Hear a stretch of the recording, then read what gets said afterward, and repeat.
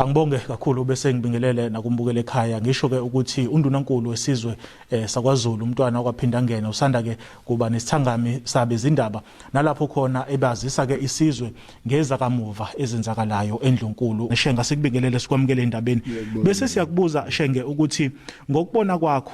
ukubalulile la estatementeni osikhiphile ukuthi kubukeke ngathi impela ke manje seyibhekene ngeziqu zamehlo lolu daba lokuthi ubani okufanele ahlale esihlalweni sobukhosi lungaxazululeka yini ngaphandle kokuthi kiwe enkantolo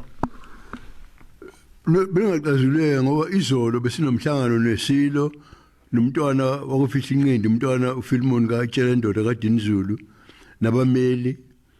abameli empeleni kuleli gqinzi lengazo lecala kukhona incwadi ezabhalwa abameli laba abamele isilo nohlangothi lwaso lapha becela khona ukuthi udaba likhishwe enkantolo lukhulunywe abameli babo umnumzana Thusini bathi bona cha baphikelela kuba vele icala lenkantolo baphinde futhi babhala basho njalo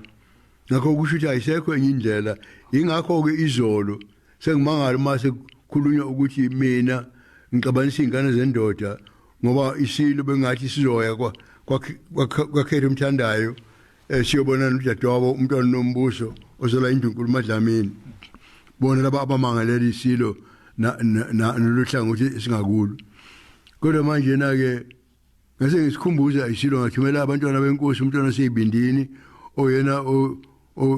PA yengonyama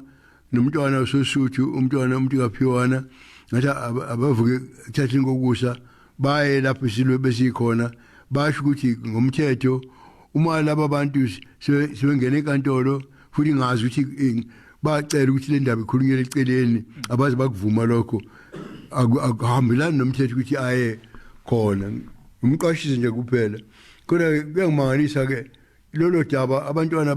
bathi bangene khona lapha ekhaya belikhuluma khona lapha kwakhangela amankengana nesilo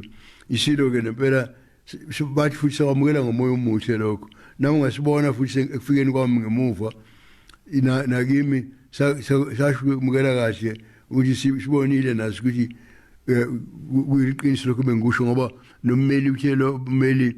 omajaji okuyena obezokhuluma nathi ngalezi indaba uthe bengiqinisile impela ngokomthetho bengafanele isilo siyobona nomntwana nombuso sokalesa sithokoza kakhulu ngesikhathi sakho thokoza kakhulu uNkulunkulu okay basibusele intambo kone egoli